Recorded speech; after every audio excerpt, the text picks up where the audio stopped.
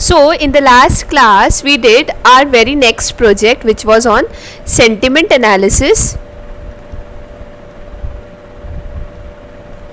using LSTMs. So this was nice and all, and we understood how this was done. Let us now move into some more exciting, more interesting projects. Okay, so what we are going to do today, we are going to talk about what whole thing that we are going to do is basically we are going to convert English to French. So our whole task basically today is, our project will be basically language translation.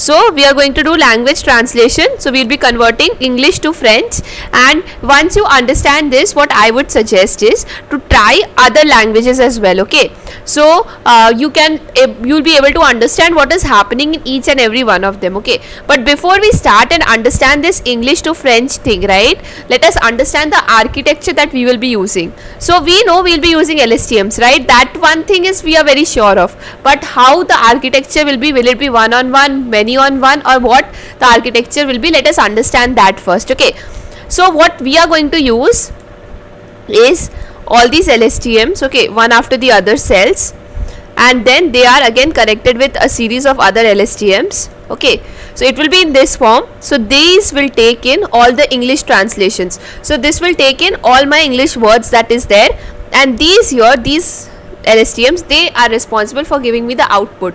So the first few LSTMs, what they do is they understand the sequence of your input. Okay, so they will understand the sequence of your English input or whatever be the input. Okay, and the last few LSTMs, they are responsible for giving out the output in a particular sequence. That is, they are responsible for giving out the language in a particular method, in a particular way. Okay, in a particular sequence. So that is why we are going to use this architecture. This is a many to many architecture, obviously, but unlike most many to many architectures, this is a bit different, because think about it, most many to many architectures are like this, right?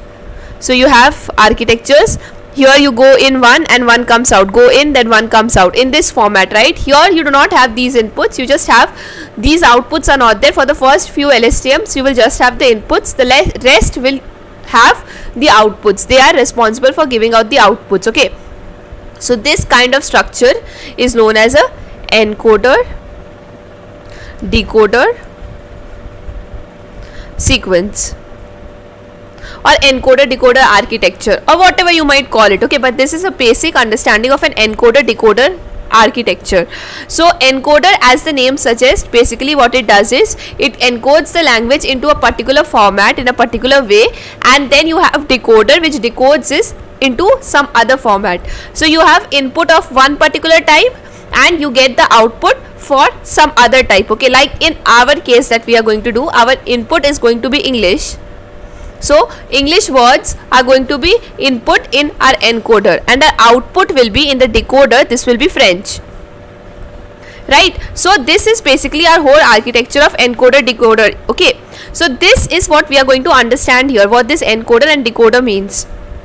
So you have the input here in this format, you have different RNNs. We will not be using RNNs, by the way, we will be using LSTMs, because they are way more helpful to us when we compare it to RNNs. Okay, so we are going to be using LSTMs here, and let us see how it works actually. Okay, so you will have the input here. Let's say here I am Shreya.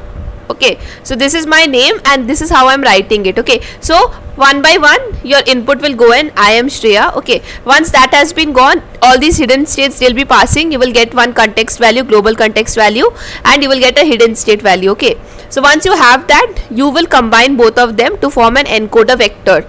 So in this vector, it contains the summary of the entire sentence that you have passed. So it somehow summarizes the entire thing into a vector format using the LSTMs that you had. Okay, or the RNNs you had. So it is basically used to understand the entire sequence. Once it has this sequence, now what will happen is basically it will pass through the decoder. Now the difference about encoder and decoder is, see, in the architecture itself, if you will see, there is no output in the encoder, and in the decoder there is no input. There is just one input, which is your hidden state. It will pass in through your hidden state as your hidden state, and then it will give you outputs one by one for each and every word. So now this will be converted into French. I don't know what the French for this is, but you will be getting some words here, and that sentence will be the French equivalent of I am Shreya. Alright, so this is basically your encoder decoder architecture. So there are three parts in an encoder decoder. So what are the three parts if you ask me? So first one is your encoder part. So in encoder what happens is your RNNs or your LSTMs are connected in a sequence. Here they have no outputs, they have just inputs. In inputs you have each and every word. Okay, so once that has been done, the next part is your, so first was your encoder, your second part was basically your encoder vector. So what this is basically, you have the encoded parts here and you get the output. Your output will be basically two hidden states. If you talk about LSTMs, if we talk about RNNs or GRU, you will have one hidden state, right? So your output will be that. So that will be basically acting as your encoder vector here. Okay, if you have two hidden states like we will be using for LSTMs, in that case what will happen is you will basically concat both your hidden states. Okay, so now the next part is your encoder vector, and the final third part is your decoder.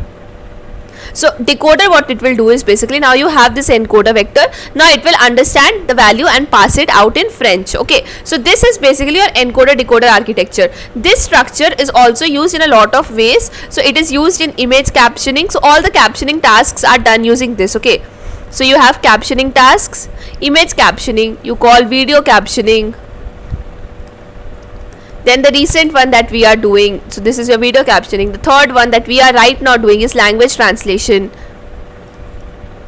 Right now when I am recording this, you also have Copilot and everything. In Copilot itself, okay, it's not just Copilot, but there are a lot of models that have come out that can be used for code language translation as well. So that can also be used here. So I'm just saying there are a lot of ways how this translation thing can work, and they are usually done using encoder decoder architecture. Now even though this architecture is like very old and it is not used anymore, right now what we use is basically more of these attention blocks and stuff to get transformers and everything to get this model, but this is the basic of where it all started. Okay, the reason why we don't use this now is because, see, you need to increase the amount of text that you are input. Once you have this input, now if you increase the number of text, what happens is it fails to understand what was there in your previous cells, the output from your previous cells. It fails to give importance to that. It gives importance to the most recent cells. So that can be a problem. Hence we do not use this anymore, but it is still a very important part, and even in small tasks like language translation and everything, this structure is used a lot. So what we are going to do is, see, we are going to understand how this French to English is going to work first. Alright, once we understand that, the next thing that we are going to do is understand how the code works. Okay, and you will be given the notebook, don't worry, you will have this notebook with you, so you can run the whole thing and you can understand the whole thing. But let us, for instance, let us talk about how this works. Okay, so let me say, let me just take a particular word from here, because I am not very sure of how this works. Like, I am not very sure of the words in French, English French. So you have hi, and hi is known as salute. Okay, so here is what we are going to do. So this is how it works. So this is my input. Okay, so in input, okay, I do not need a third input, so let me remove this. So you have input, here you have H going in, and here you will have I going in. Okay, so this is how your input will go in. This is your encoder part. In decoder, what we will do is, now you will get what is your encoded vector. Okay, so I am just writing as vector.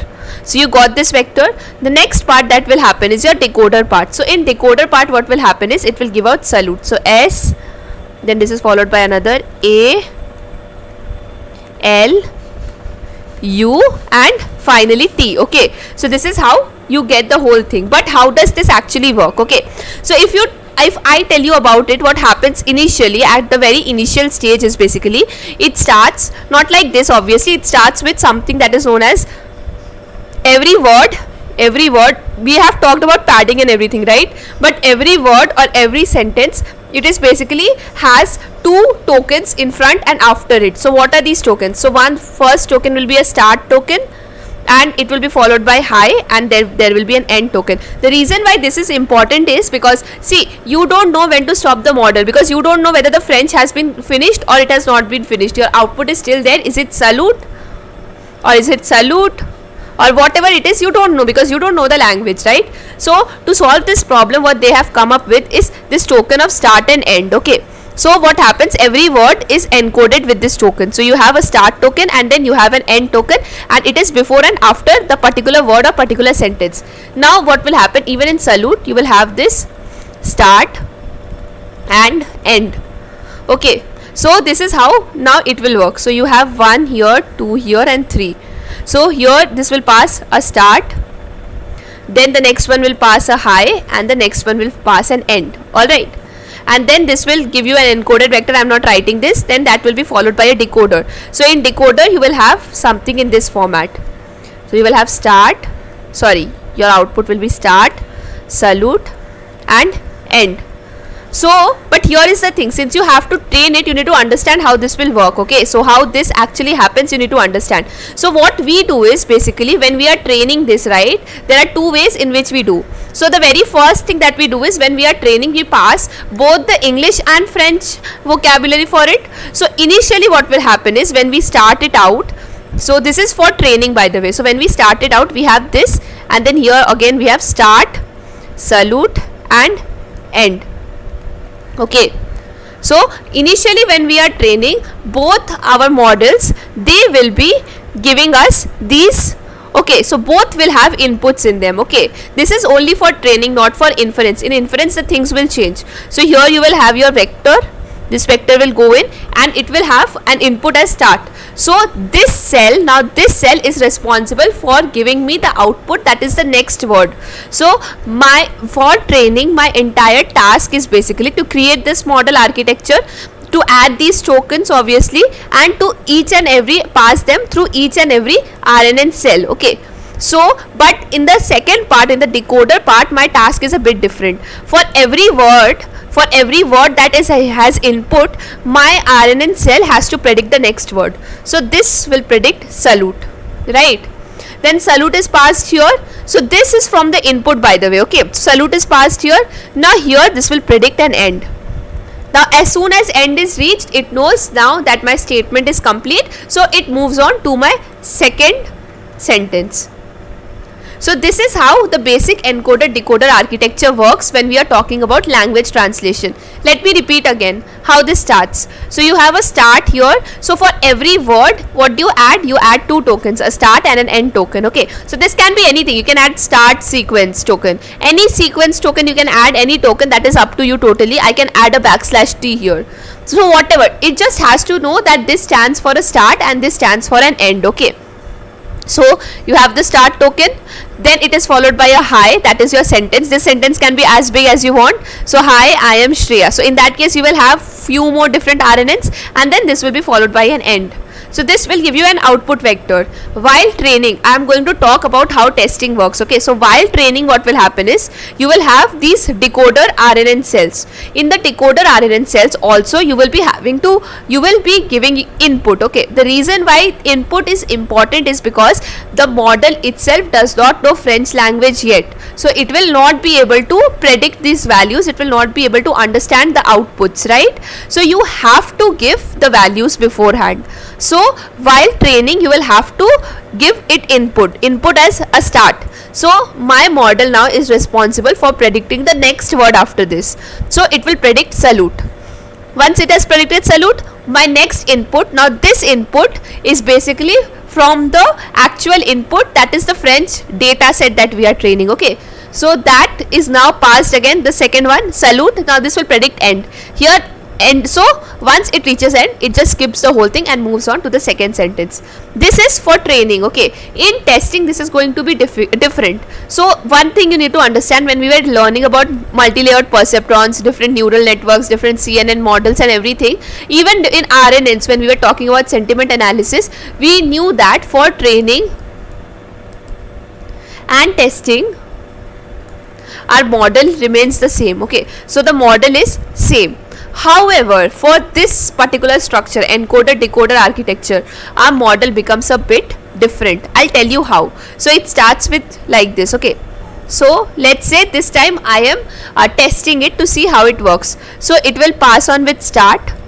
This is going in here. You have a high which goes in, and then you have an end. So this is from the basic input you are passing high. So you need to understand now what is the French translation for this. So here you have done nothing, you just have high, you have done a bit of pre-processing, added start and end tokens to it. Okay, so this is your input. Now you have to predict the output. So in the model, in the decoder part, you get the vector part here. Okay, so this will be passed here. The second thing that will be passed is a start token here. So in the decoder, the only thing that you have to pass is a start here. So this will predict if the model has been worked on perfectly. If it has been trained perfectly, it will predict salute. Once it has predicted salute, now this salute, this output that you get, now this will be passed on to the next cell. Because think about it, in the previous one what we were doing is, each and every word that we were using, these words, they were coming from our data set itself. So we knew beforehand what the translation is. But here we do not know. Here the model has to predict itself. So what it will do is, for start it will give a salute option. Okay, and then this will pass to, this output will pass to my next cell. Now the input is the output from the previous cell. This is different from this, you need to understand. Here this output is not being passed here. No, this is only happening here. Here the actual data is being passed. Okay, so this is known as teacher forcing. Okay, so this basically means is we are feeding it on its own. Okay, we are not letting it, because this output can be anything, so we cannot pass it here because the model is training at the moment. Here the model has been trained. So you get the output salute, you pass salute, and then this will give you an output end. So as soon as end is reached, it will now stop and give you, we will now stop the whole process and then it will stop. Okay, so let us understand this through a more easier language. Okay, let us take a mother tongue, let's say Hindi for example. Okay, so here you have, I am Shreya. Okay, so this has been passed, you get the encoder output. So here, okay, by the way I forgot, you have a start and end as well. I am so sorry about that.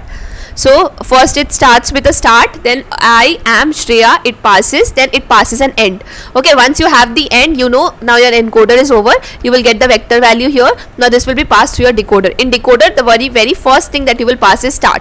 You will just pass start, nothing else. So if the model has been trained properly, what it will give you? It will give me the output मैं, then this मैं will pass through to your next RNN cell. So this will be your input. So the previous output from the previous cell will now act as the input to your new cell. So मैं Shreya, and then this Shreya will now pass here, and this will give you the output as who. So मैं Shreya हूँ, that means I am Shreya, right, in Hindi. So what happened basically is, this is how your testing works. So the only thing you need to understand is, I know encoder decoder sounds a bit confusing, but the only thing you need to understand is training and testing for encoder decoder is different. So this is for testing. How will training work? Let us talk about that. So you have a start, then I am, then here you have a Shreya. Right, all these are connected. So you have the encoder model, and then finally you have an end to it. Okay, so this has been done. Next what you are going to do is, the vector is out, this will be passed through a decoder. So in decoder what will happen? You will input start. This model has to predict मैं. It might or might not predict. Okay, so because it is not trained. So we will pass मैं here again. Now this will not be the output from here because my model is training it. It still does not know whether it has figured out the right or wrong option. If it figures out a wrong option and we will pass that itself, then the model will start behaving even more erratically. Okay, so what we are doing is, I already have the data set. In my data set, the data set is basically a start, I am Shreya, and then start मैं Shreya हूँ. Okay, so that is how my data set is. Right, so I already have that data set, so I'll be passing that data set here. So when I started out, it was very difficult for me to understand this concept. Okay, so it took me a lot of time, so that is why I want to explain it very carefully what is happening. So this is basically my entire model of an encoder decoder architecture. Okay, so these are inputs from the actual data set in training. In testing, these inputs are basically outputs that you get from your previous RNN cell. Okay, so that is the whole point of this. Because we are taking the output from here, the reason why is because we do not have the actual data set here. The model does not have the actual data set to input. Okay, so we will be inputting what was predicted from your previous cell. So that is the whole thing. Okay, so now what we are going to do is, we are going to dive into the code part of it.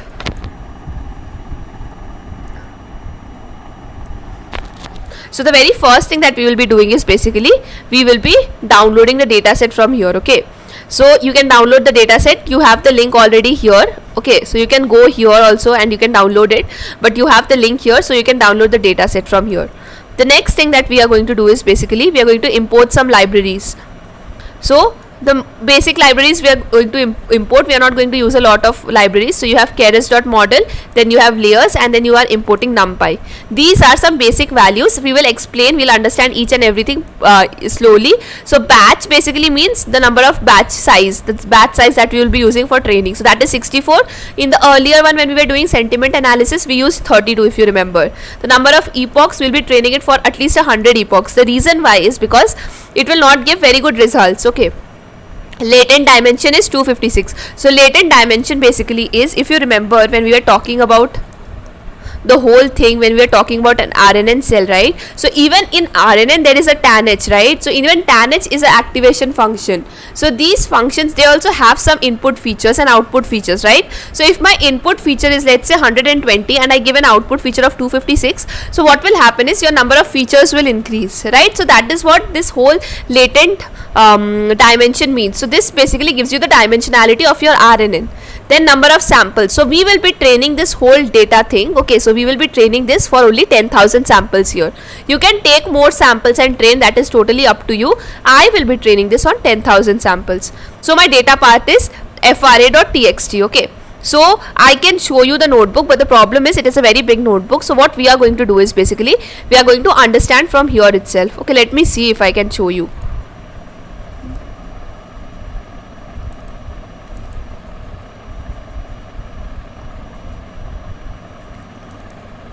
So this is your fra.text. Okay, so this will take a very long time to load the whole thing. So let us see here. Okay, so you have go, and this is the French version by go. Then you have hi, and then that is salute, and so on. Okay, so you can see here. So these are different words. So you can see attack is attack, and whatever, I don't know what the actual words are. Hello is salute. You can see here. So different words have different meanings here. Okay, so this is basically your whole data set. This is a text file.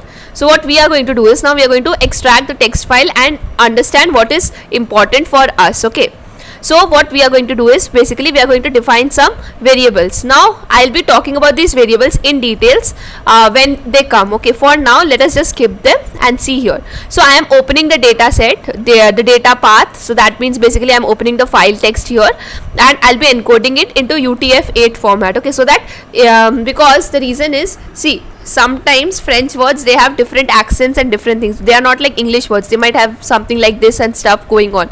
So we might not understand this, but that is in the French way of writing itself. Okay, so what happens in when you are using UTF-8 is that it will actually understand those values and it will open using those. So it is important to use this, otherwise the model will give you, or the output when opening the data set, the values will be gibberish. You won't be able to understand. So now what we are doing, we are loading all the lines. And how are we loading the lines? We are reading the lines and we are splitting them on the basis of \n. So \n basically means every line we are loading.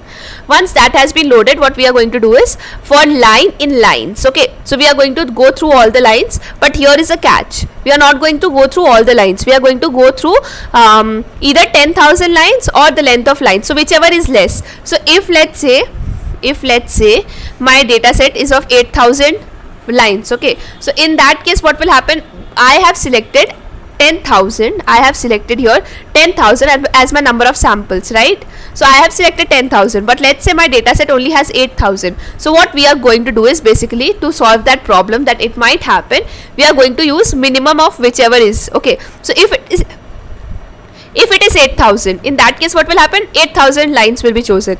If it is 10,000, 10,000 will be chosen. So we are going to use the minimum of both. So that is done. Then what we are going to do is we are going to now use input text, and so we are, if you remember the data set, let me load again. See, you see the data set, right? So you have in each line you have 3 different columns kind of thing, okay, and they are separated by a \t, right? So what is happening is, if you see, for each line, since you have 3 different columns, what we will do is we are going to load these. So we are going to load this and we are splitting it on the basis of \t because they are in the form of tabs. So once we are loading this, so we have in this format. So input text is basically your text in English, right? Next, that is followed by target text. Target text is basically your text that is there in French, right? This part, va for go. And then finally you have a comma, underscore. Whenever you write underscore, right, whenever you write comma and dash or underscore, that means basically this will be stored. This we are just calling for the sake of calling. We don't require this. If you think about the data set here, we do not require this CC by 2.0 France attribution and everything. We don't need this. So that is why we are just loading it by a dash here, okay. So that means we don't need this. We are just loading it for the sake of loading it, so that we get the input and target text, because that is what we are interested in. So this will be loaded by line.split. So for each line we will be splitting it on the basis of \t. That is, for every line we will be splitting it on the basis of a tab. So that is what my input text and target text is. Next, what we are going to do is, I am going to here for each target text I am going to add a \t and \n. So that means, if you think about it, so you have the target text. So let's say my target text is salute. So salute will be followed by a \t and a \n, okay. So it will start with a \t, which will be followed by salute, and this will be followed by a \n.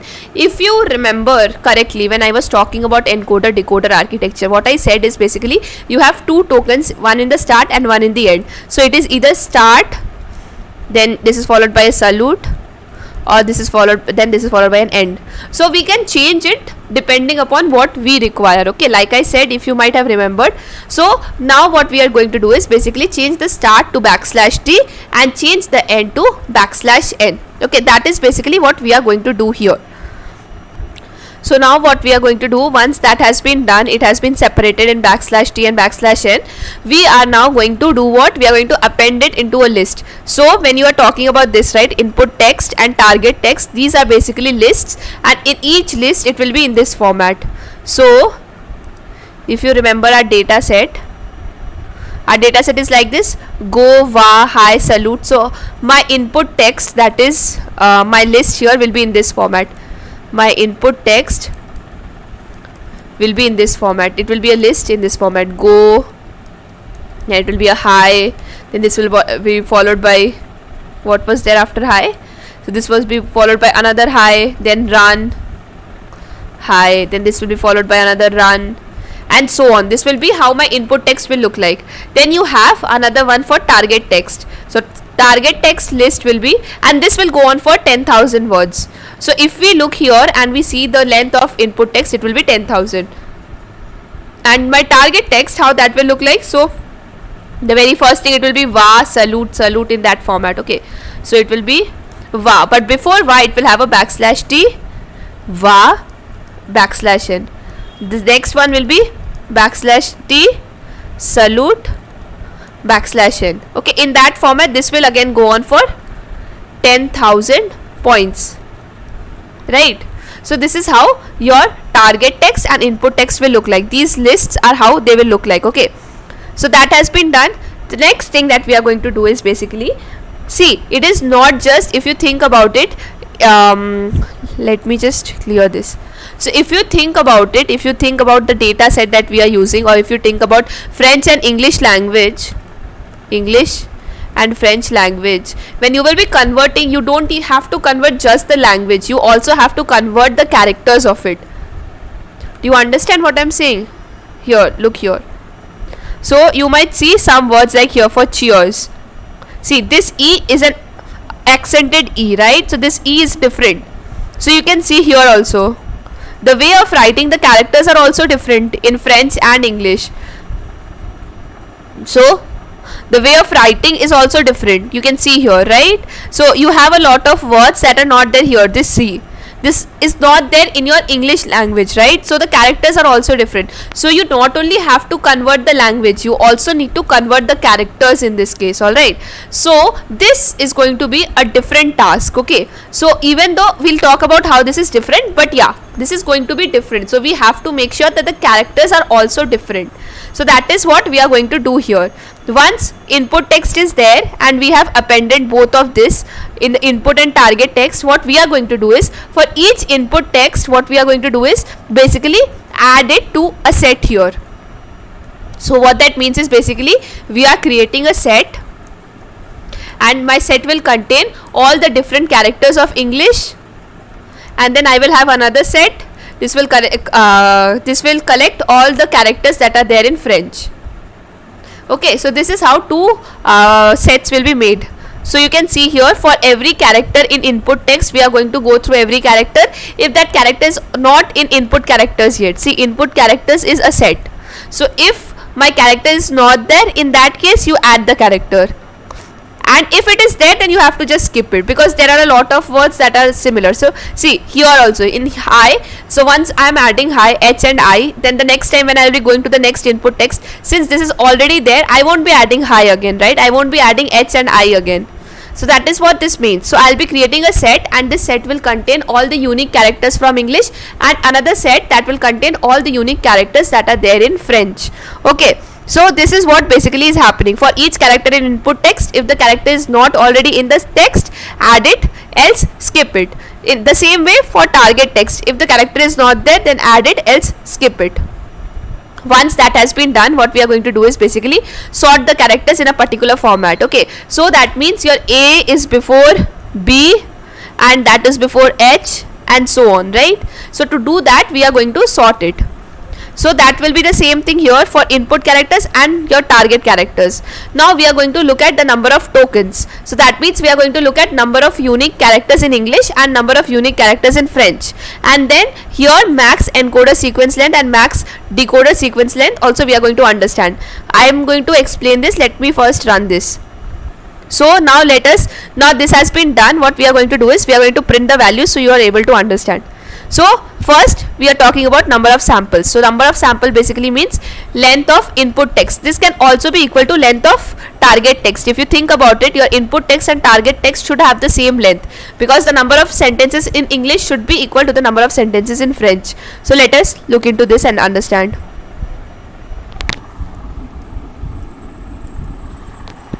See, number of target, that means number of French sentences are also 10,000. Okay, then you have number of unique input tokens. So this means basically the number of unique values that is there in your input characters. If I print input characters, let's say, you'll understand what I mean. So you can see here, these are the different characters that you can see in English language, right? In the same way, if I do the same thing for target characters, so you can see these are the different values in target characters, right? So these are same letters. Here you can see accented values, accented I's and everything, they are coming in, right? One thing you might have noticed, you also have a backslash T and backslash N. This is because these are the starting and ending tokens that we will be adding. If you remember, we have already added it here. So we know when to start and when to stop. So these are your input and target characters. I hope this is clear. This is basically a set, and this was basically a set. Now it has been converted into a list, but you can see the values how they look. So this is basically, then you have number of encoder tokens. Number of encoder tokens, what this means is basically it will count the number of different input values. So this is equal to the length of input text. If you think about it, let me run this so you'll be able to understand.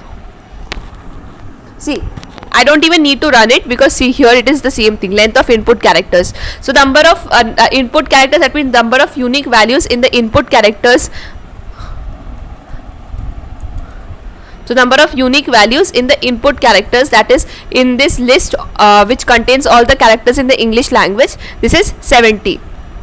Number of then you have number of decoder tokens. So number of decoder tokens basically means the number of tokens that is there in your French language. So that is 93. This is more than in English, because it is accepted, because think about it, you have accented letters as well in French, that is not there in your English language, that is why.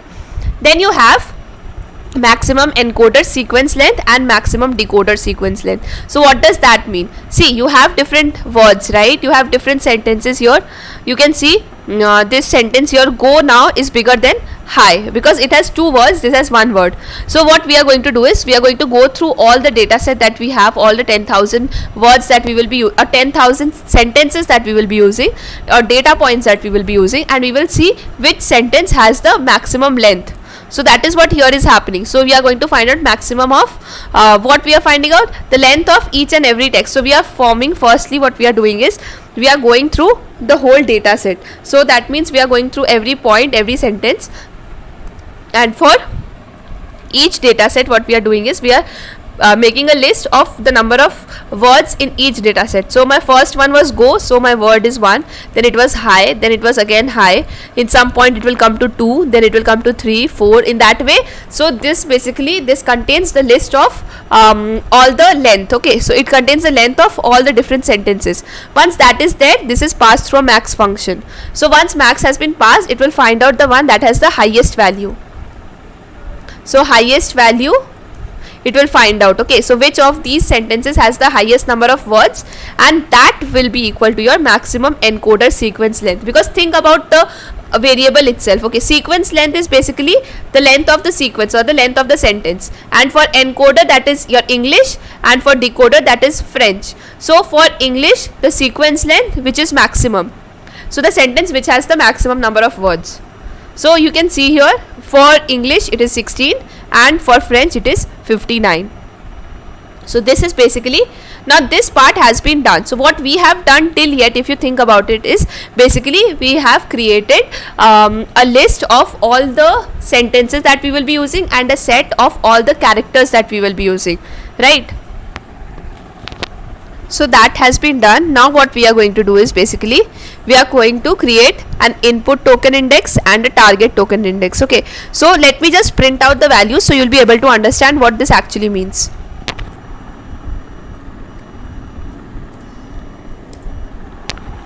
See, this is basically creating a dictionary where each token from my input set, that means my input token set or my input characters, is basically assigned a particular number. If you remember, in tokenization what we were doing is, each word was given a particular number, right? In tokenization that was happening, each word was given a number and we were taking what, top 500 words, and then what happened after that is, once you have a number given to each word, the next thing that you do is basically for you pad the whole thing so that the size is the same. You remember tokenization, we talked about it in the last class. So here also we are going to do the same thing. If you think about it, we are creating a dictionary for it. So the reason why we are not using tokenization is because unlike last time, this time we are not going to be using words for it. So our input will be in this format. If you think about it, our input will be in this format. So you will have G here, O here, and this will be followed by a full stop. Now in the decoder part, it will be a \d input, then this will be followed by what was the equivalent for go, if I remember, this is va. Okay, so this will be in this format. So this will be v, then this will be followed by an A, then this will be followed by an exclamation mark, and then finally this will be followed by a backslash n, right? So unlike in other RNNs that we use, in that what we do is basically, or in other LSTMs what we do, we pass each word one by one. So here the go will be passed all together at once, but in this case we are going to pass each and every letter differently. The reason why you need to understand is, see, the letters for English and French are different. This I am emphasizing a lot. Since they are different, we need to pass each and everything character wise, okay, and not in the form of a word.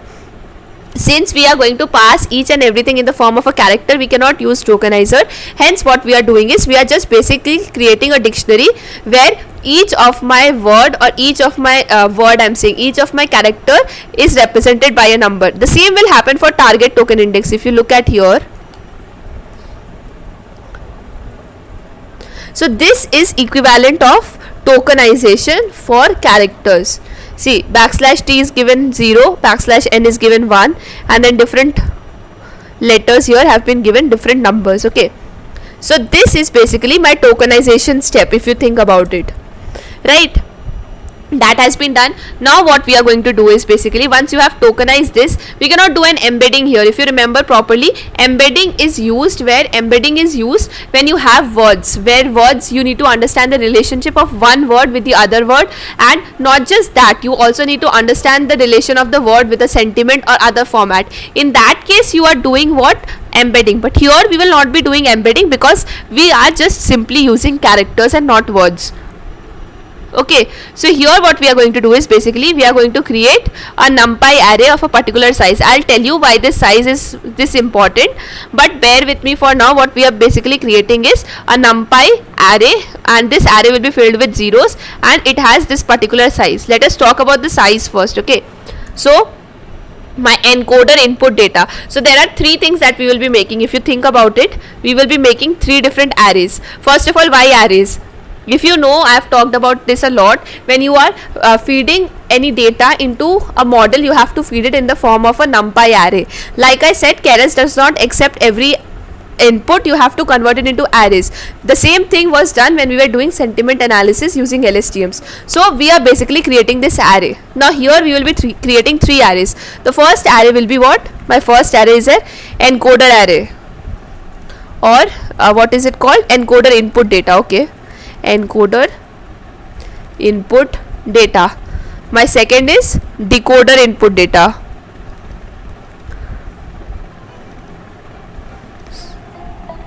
And the final thing is basically your decoder target data, okay.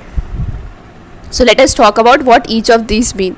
Let us go back to the architecture of how this whole encoder decoder will work for training. If we talk about it, so let us go back here. This is a nice example. So you have this, okay, and here you have the input. Each and every letter will pass one by one, and here you will have this output, how this will go on, right?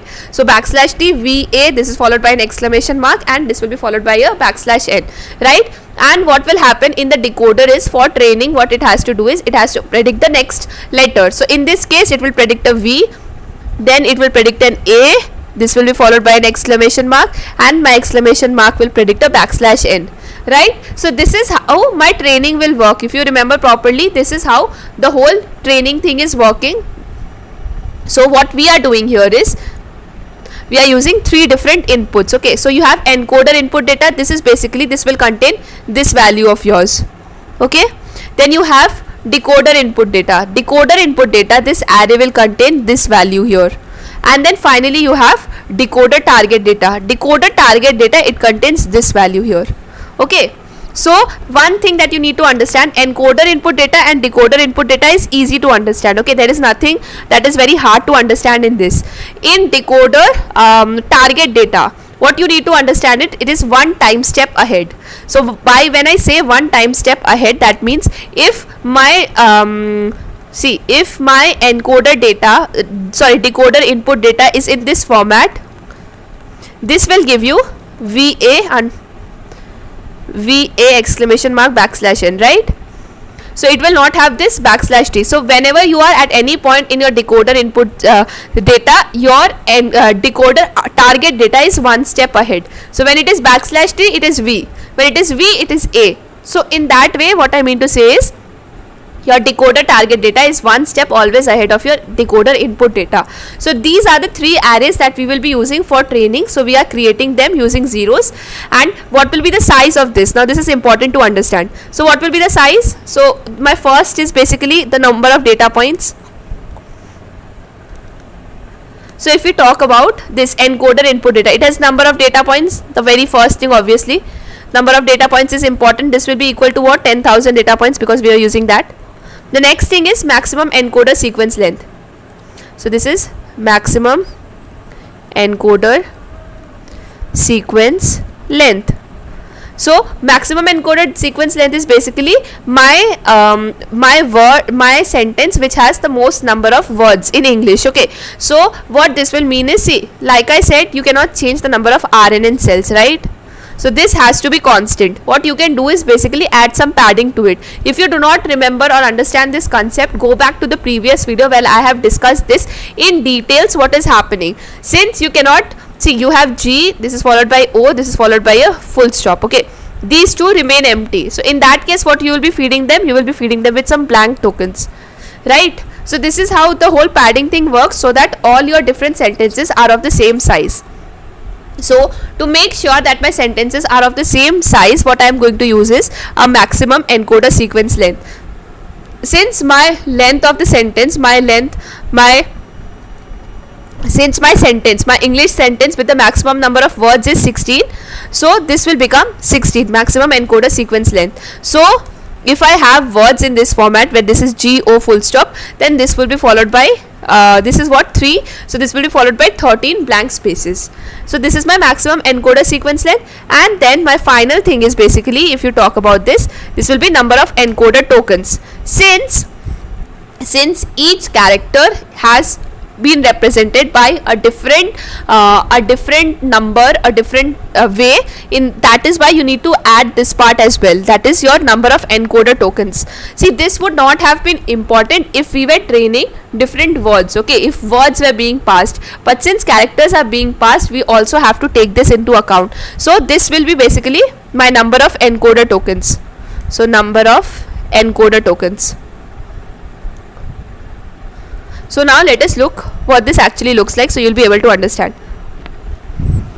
So if we look at the size, okay, so let us see this.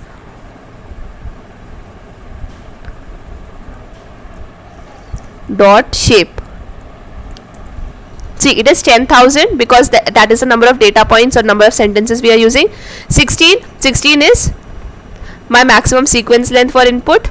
And then 70 is basically the number of unique tokens in input. That means the number of unique tokens in English language that we are using, right? In the same way, if you go for decoder input data,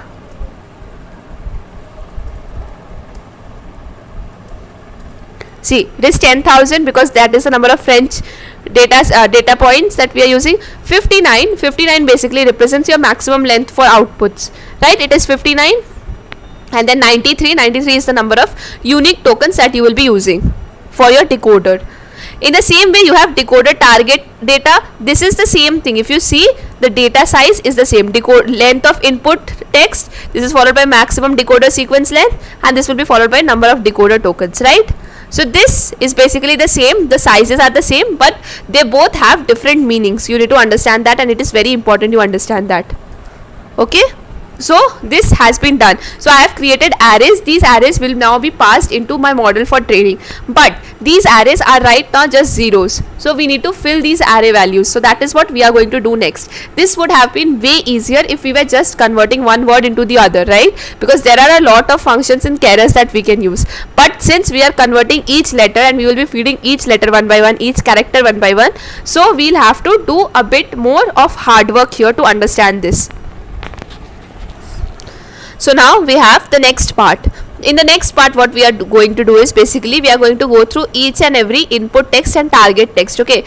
And for each and every input and target text, we are using three things here. I is basically which number of input this is. So that means Like here, go is number 1 input, high is number 2, the other high is number 3, run is number 4, and so on. Okay, so I basically represents the number. Input text and target text is basically, your input text is go, hi, and your target text is va, salute. Okay, so that is what this whole thing means.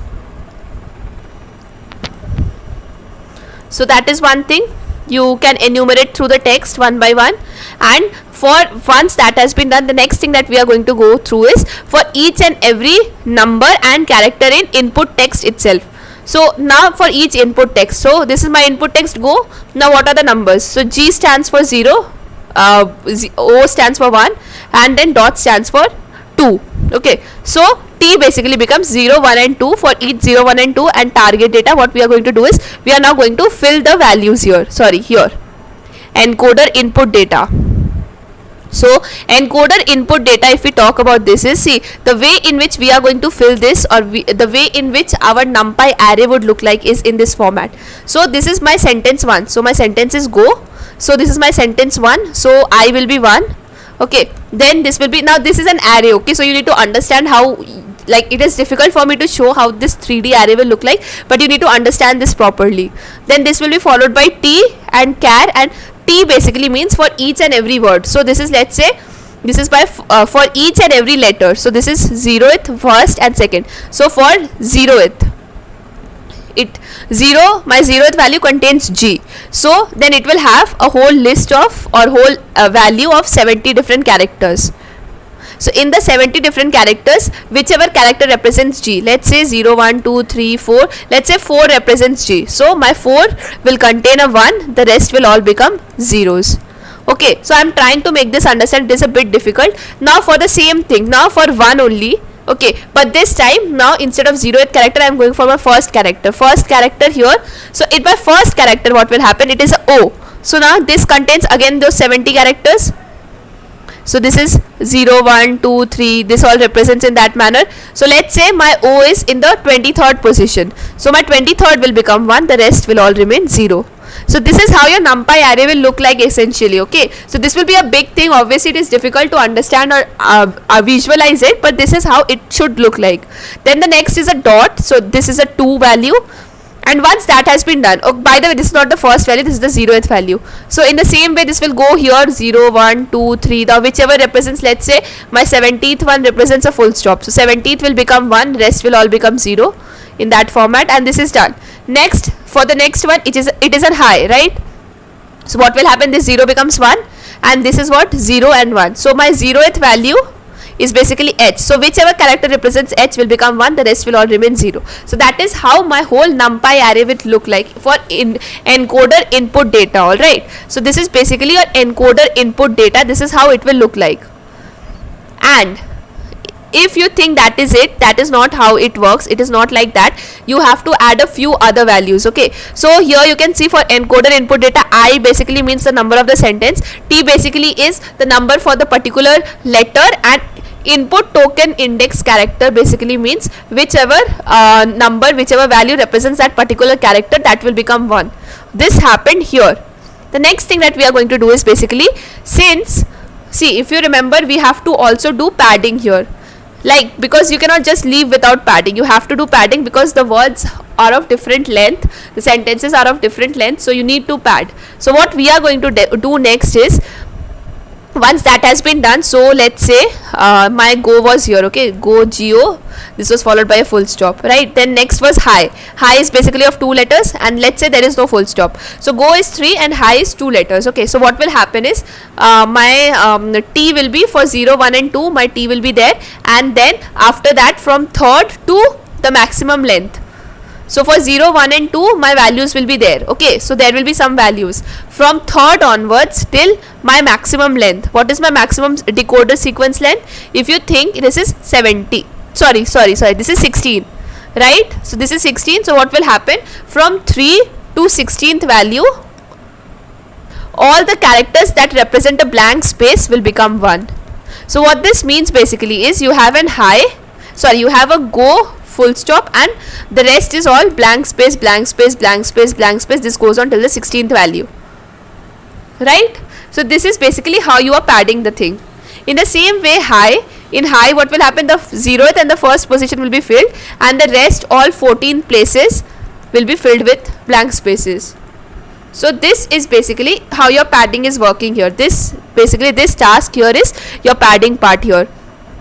So what here is happening is t plus 1 with a this sign here, colon sign, basically means everything from t plus 1th value. So my tth value for let's say go is 3. So everything after 3 will be filled with what? A blank space. So blank spaces will become 1. In the same way, here what will happen in target, enumerate target. Now this is going to be a bit more complicated. Okay, this is the part which is a bit complicated.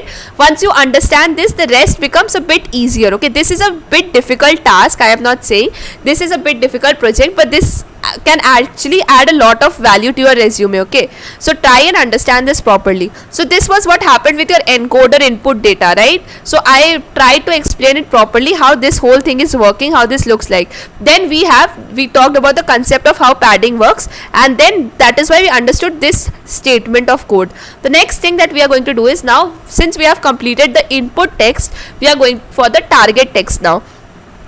In target text, what will happen is my decoder input data, that is the one that I will be feeding here, this input decoder data. Okay, this basically what here will happen is, it will happen the same thing as your encoder input data, right? This is similar to this, because see, the way this is being fed, the same way this is being fed, right? Except the backslash here, backslash n, but that does not matter because we are just taking them as basic normal characters.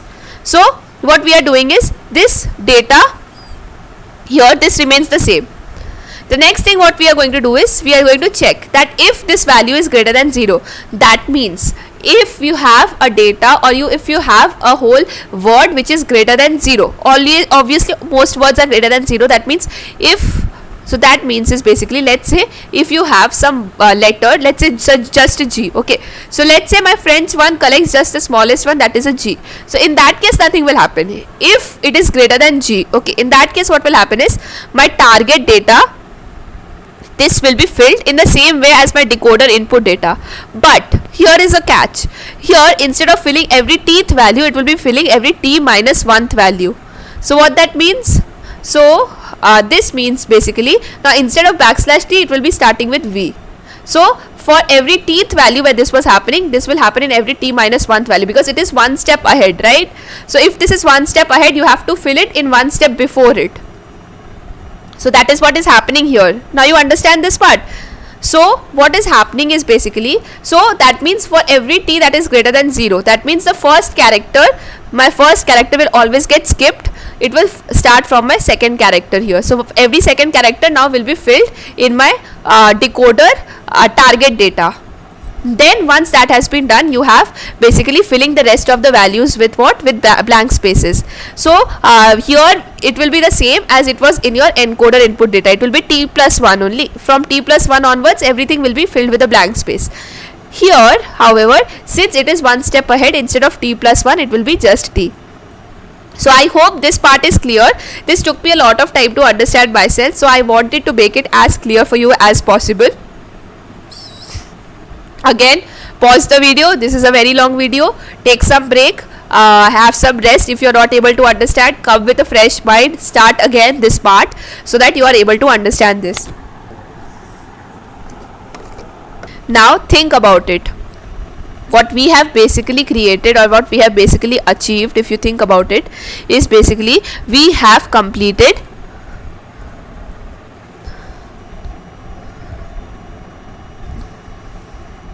I'm sorry, this will, I think, be required later on. So let me just remove this. So what basically we have done is, basically we have converted each and every character into vectors or numpy arrays, whatever. So my data is ready to be loaded into the model, right? So these basically mean is, now that you have numpy arrays, you have your input and target values ready, right? So that is ready, my data is ready. So the next part essentially means we have to create the model. So let us create the model. So you will be having two inputs here, okay, so you make sure of that. So you have encoder inputs. This basically is the input of that you will be passing through your encoder. The shape you will have to define here. The shape is none basically means the batch size in this case, and number of encoder tokens, right? So this shape you have to define beforehand. Then you have by number of encoder tokens, right? You need to ask and understand this when you are passing a particular letter.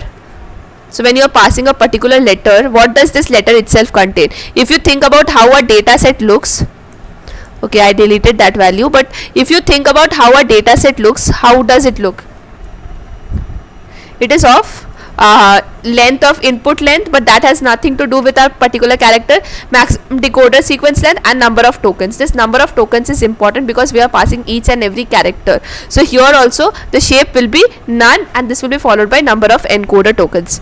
This is followed by an LSTM layer. LSTM basically, now this here you can define what will be your actual size of your features. So if you look into this, so this starts with a 70 size. Your input features has a size of 70 because see, this is the number of unique input tokens, that is why the initial size is 70, and then you have your latent dimension. This is basically 256. So here it is being passed through an LSTM, and we need output features of latent dimension size, that is 256, and return state true because we want both the states to be out here. So we have defined an encoder. Now what this encoder will give, now this encoder, what will be the input of this? It will be the encoder inputs. Okay, this is basic LSTM architecture, you know. So and it will give me 3 outputs. So every cell, it will give me obviously 3 outputs if you think about it. So this is an LSTM cell, right? So what will be the 3 outputs? My global context state, my hidden state, and then finally output of the cell. So that is basically your Y. So we are going to collect all these values, but we will not be requiring all these values. So you have encoder outputs, state H and state C. So this is your context state, that is your global context state, and H is basically your hidden state. So you have collected all these values. We do not require that particular value. If you go back here, we do not require the output from here. See, this output has been discarded. All these outputs are discarded. We require the encoder vector. This encoder vector, how does it come from? It comes from concatenating both the states. Okay, so your hidden state and your context state will be concatenated, and this will give your encoder state. Encoder state is basically this your encoder vector here, right? So this has been done. Let us run this. So this is basically my part of the encoder. So my encoder model has been set up. Now I am going to set up my decoder model. Okay, so now let us talk about how a decoder will look like. Okay, so if we talk about the training part, right, how will this look like? This is our training part. Okay, so in the decoder you will again have inputs. So these inputs will be passed here, so you have to define inputs here. Here the shape will again be none. This is followed by number of decoder tokens. This will be followed by what? An LSTM. LSTM will give me what? The latent dimension, which is again 256. If you remember, we took it here, right? So that is it. Then this will be followed by, you will be getting outputs. Now this time we will be not using the states because we do not require the state anymore. We got the state. We need the final output that we get. Okay, so that is why we will be removing the states. We will not be using the state, and we will be getting the outputs. Once you have the output, the next thing that you have to do is basically add a dense layer to it. So dense layer, what this will do is basically, this dense layer, it will be of the size of number of decoder tokens. So this will basically create a softmax in this format. Softmax it will create, and each value will contain each and every different letter which is there in your French dictionary. So let's say all the letters in my French dictionary are G, O, then an accented A, E, accented E, and other different letters. Okay, these are 93 if I remember properly. We talked about this number of decoder tokens. So you can see number of decoder tokens are 93, right? So this basically is a dense layer, and it will have these values. So it will be passing through a softmax function, and softmax will give me the probability for each and every different letter. Okay, so if you remember when we were talking about y, right, if you remember when I was talking about RNN, you get the hidden state, and to find out the value label y, you pass it through a softmax function. So that is what we are passing it through a softmax activation, a dense layer we are creating, and this will give me the outputs. This is your decoder being set up. Now what you have to do is basically define the model. So the model, now you will have to give it inputs will be encoder input and decoder input. Your output will be decoder outputs. What is your decoder output? Basically what will be passed into your decoder output, if you talk about it, this decoder target data, because see these, sorry, okay, I don't think it is. So these are the values that you want, right? These are the values that you want. It is one time step ahead, if you remember all of that. So what it is going to do is basically it is going to give me all those decoder outputs. So this is my model. I am compiling the model. Optimizer, I am using RMS prop. You can change it to Adam if you want. Loss is categorical cross entropy because it is a softmax function. Metric is accuracy. Model.fit, I will be passing now the data here. So it is encoder input data, decoder input data, and output is decoder target data. So what is decoder target data? It is the same as decoder input data, but one time step ahead. So now you have the batch size, you have the epochs, and then you have your validation split. So it will automatically split it into validation and give you validation loss as well. Okay, validation loss and validation accuracy. Now the reason why I am not running this is because it takes a lot of time. Like you can see, it takes 41 seconds to complete one epoch, and it will be running for 100 epochs. So what I would suggest you to do is, when you are running this, you run this on your own. I am not going to run it here. Okay, so this is not what I am going to do here. I am just going to comment this so I can just compile the model. Okay, so model is not defined. Okay, so this is also not been run. Let us run this. So my model has been compiled. Once all of this has been done, right, you can save your model here and you can run the whole thing. So now once that has been done, the next thing that you can do is basically, now once you have the model, you have completed the training, everything is over, right? So next part is basically your easy part, that is your inference part. So you have to now change the model architecture so it can do some inference as well. So this is how this is going to happen. So you will define another model here. So now what you are going to do is basically split your model into two parts. So you will be splitting it into an encoder part, and then you will be splitting it into a decoder part. Your encoder part, what this will do is basically, this will be one model and this will be the other model. Output from this model will pass through decoder one by one. How this will happen, we will talk about it. So you have your encoder model defined here. Then you have your decoder input, both states also defined here. Okay, and these states, what they are happening, it is being concatenated. If you remember, that is what was happening in the training as well. In the training as well, if you remember, these were basically concatenated, right? So you get these values. The next thing what you will do is basically define your decoder LSTM, and in that what you will do is you will pass your initial state. So your initial state is now basically your decoder state inputs. What are these decoder state inputs? These decoder state inputs are these two inputs. We are just randomly taking it for now, but these will change to encoder model outputs, whatever state you are getting. Okay, when we will be training this, you'll be able to understand. So once that has been done, now you will be getting decoder state HNC, and now that will be passed through your final model. Okay, so that is basically the whole thing, decoder dense, and then you will have your whole model here, and then that is how it will be passed. So I would suggest to go through this properly so you'll be able to understand. Next you have reverse input character index. So what this does is, right now what you are having is basically for each letter, like let's suppose you have a letter A, it had a particular number. Okay, but here now it will change, and for each number you will have a letter. So the reason why is, you will be getting your output in the form of numbers, so you need to convert it into the letters that you require. Okay, now finally is your decode sequence model. So your decode sequence function, what this does is basically, it will go through your encoder model, will predict a value. Okay, so these value will be what? Your state values. What are your state values? That means your context state as well as your hidden state. Okay, so you will get these two values. Once you have these two values, what we are going to do is, you are going to pass the target sequence. So target sequence starts with a \t. So you will pass a \t. Okay, once you have passed the \t, now what will happen, you will pass each and every output that has been generated. Okay, and one by one you will pass this and you will get the value.